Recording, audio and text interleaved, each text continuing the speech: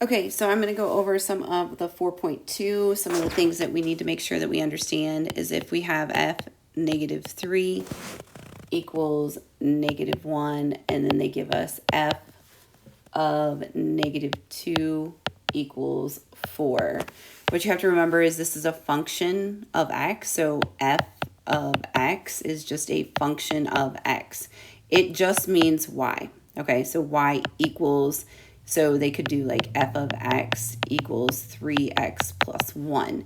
This is y equals. But when they look at it here, this problem here, they're saying f of x is y. So they're giving us an ordered pair. They're saying when x is negative 3, y is negative 1.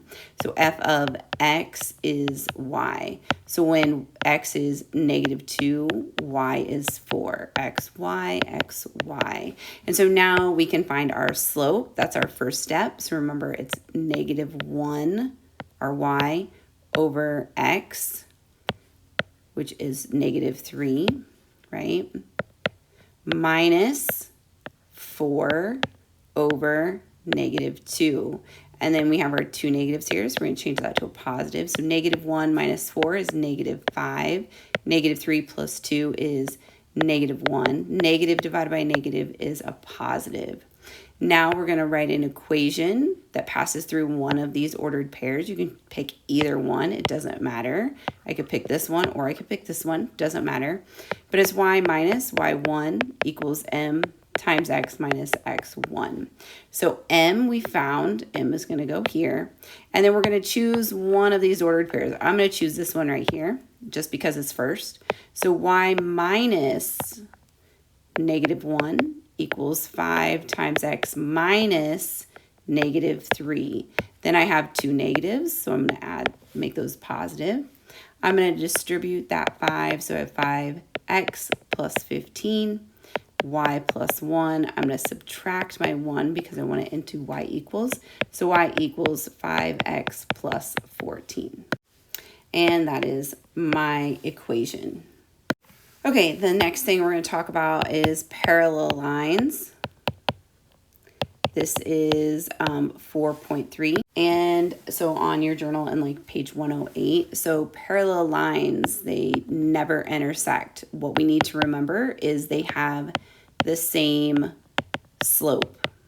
That's the only thing that affects them. So if I am given an equation, and I said y equals 2x plus 1, and I want it to pass through, I want it to be parallel, and I want it to pass through the point 4, 5, but I want it to be parallel to this line right here. The only thing that I'm going to look for is the slope. So my slope is m.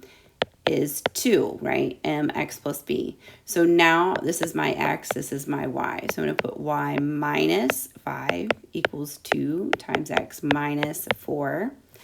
Can't forget this. Okay, we're going to use that over and over. We're going to distribute. So we get 2x minus 8, y minus 5. Add the 5. And so we get y equals 2x minus 3. So if I was to plot this point and this graph, so if I graph this line, I'm going to graph this one right here. So it's at 1. I'm going to go up 2 and over 1. I'm going to graph this line like this. Now I'm going to graph this line, so it's at negative 3. And I go up 2 and over 1. Up 2 over 1. Sorry, it's right here. And I graph this, I'm stating they are parallel. So this is what you are finding. That would be your solution. Next, we're going to talk about perpendicular lines. So a perpendicular line is still dealing with the slope,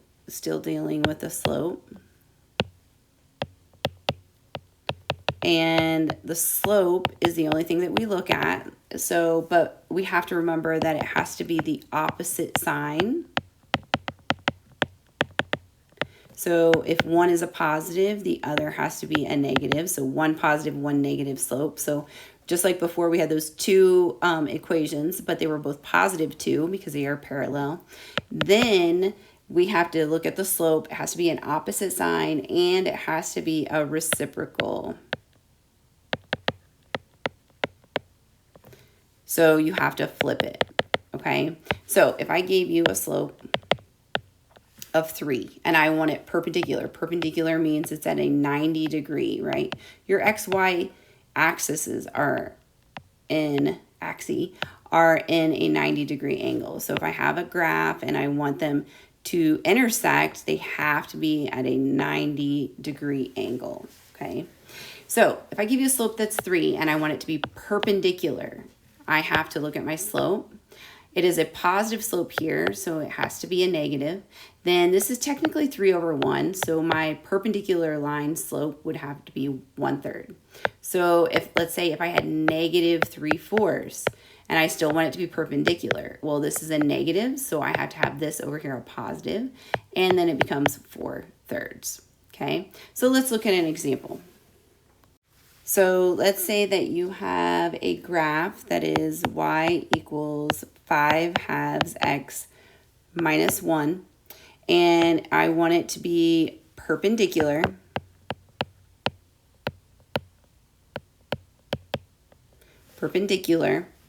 And I want it to pass through the point, let's say a point of -7, -10. Okay, so our first step is I'm just going to look for the slope. So my slope is 5/2. I want it to be perpendicular, so it has to be 90 degrees. So my new slope will have to be, it is a positive, will have to be a negative. Then I will have to flip this, so 2/5. Once I do that, I don't need this anymore.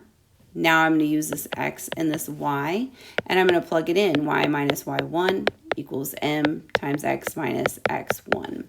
So I have y minus -10 equals -2/5 times x minus -7. See my two negatives, so I'm going to make that a positive, right? I'm going to distribute here, so I have -2/5 x minus 14/5, and then y plus 10. I'm going to subtract the 10.